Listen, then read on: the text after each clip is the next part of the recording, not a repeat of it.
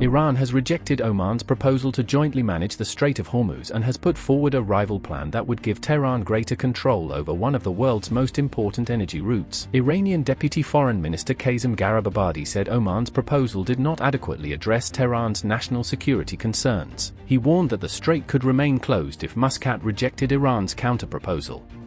با این دلایل کار نداریم، اینها مال عمان.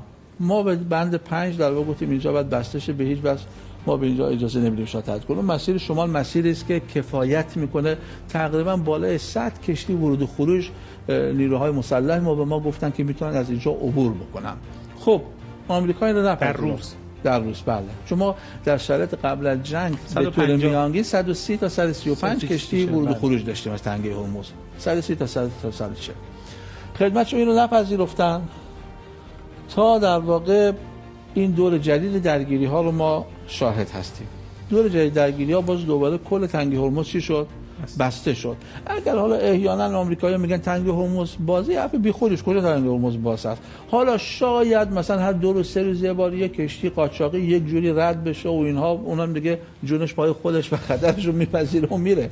حالا این به منظر باز بودن تنگه هرمز نیست. خب ما اومدیم در واقع گفتیم که یک مسیر موقت با عمان مذاکره بشه که این مسیر موقت فعلا جایگزین بشه.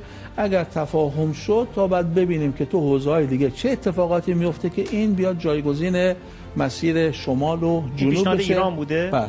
نه، پیشنهاد اولیه پیشنهاد مشترک بود، یعنی ایران و عمان قبول کردن که بیان راجع به مسیرهای عبور مذاکره بکنن که مشترک باشه. بالاخره یه پیشنهاد اونا دادن، پیشنهاد 2 تا پیشنهاد روی میز هست. The disagreement centers on a narrow waterway that, before the war, carried about 1/5 of the world's oil and liquefied natural gas supplies. The strait passes through the territorial waters of both Iran and Oman, making the route taken by ships central to the negotiations. Oman had proposed dividing control equally between the two countries. Under its plan, Iran would manage shipping lanes on its side of the strait, while Oman would oversee lanes running along its coast. Vessels could enter through Iranian waters and leave through Omani waters, with both countries collecting voluntary contributions from ships using the route. The arrangement appears to draw on the Strait of Malacca model, where Indonesia, Malaysia, and Singapore jointly manage maritime safety. Ships passing through Malacca can make voluntary payments to support navigation, environmental protection, and rescue operations. But Iran says the Hormuz model must give Tehran greater authority.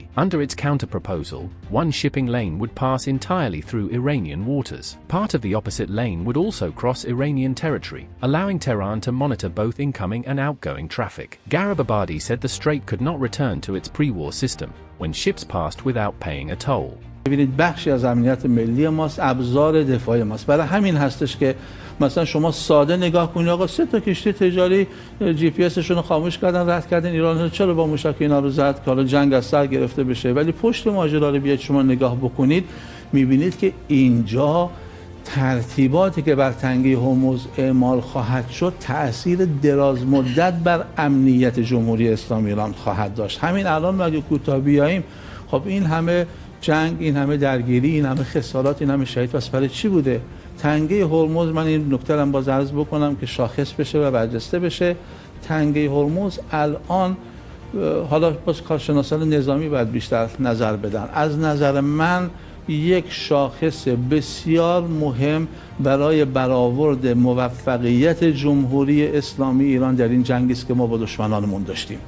Iran has reportedly proposed a service fee of up to $1 million per vessel. Tehran says the money could help rebuild infrastructure damaged during US-Israeli attacks. That figure is far higher than the voluntary system used in the Strait of Malacca, which raises about $70 million a year in total. The dispute has its roots in the June 17th Memorandum of Understanding between Iran and the United States. That agreement called for Hormuz to reopen to shipping without charge for at least 60 days, but its wording left key questions unresolved. It did not clearly establish who would control the strait, which lane ships would use, or how mine clearance and maritime security would be handled. Those disagreements contributed to renewed US attacks on Iran and Iranian strikes on American military assets and infrastructure in the region. Although the latest round of fighting ended last week, the diplomatic dispute remains unresolved. Oman is now reportedly considering a third option involving 3 maritime routes. One would pass through Iranian waters, another would be an international lane, and the third would run through Omani waters. Sources cited by Al Jazeera say Iran may be showing some flexibility, but Tehran has not publicly accepted the new proposal. The negotiations must also resolve several other disputes, including the direction of maritime traffic, the collection of fees, and responsibility for clearing possible mines. Washington has accused Iran of mining the strait, although Tehran has not confirmed this. During the war, Iran's Revolutionary Guards published a route for approved shipping that brought vessels closer to the Iranian coast, saying it would help them avoid possible mines. The immediate fighting may have paused, but control of the Strait of Hormuz remains the central unresolved issue. Until Iran and Oman agree on who controls the shipping lanes and what vessels must pay, one of the world's most important energy corridors could remain restricted.